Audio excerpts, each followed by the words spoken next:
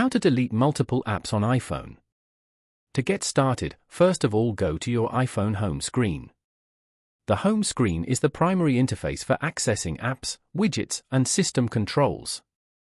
It features a customizable grid of app icons, widgets, and potentially folders for organizing apps. Now, swipe to find the app that you want to delete from here. Tap and hold that app. Here, select Remove App at the top. Then, tap on Delete App to confirm deletion. You can also tap on Remove from Home Screen. This will remove the app from the home screen but will keep the app in your app library. Alternatively, long press on any empty area of the home screen until the icons start to wiggle and a minus sign appears on each app icon.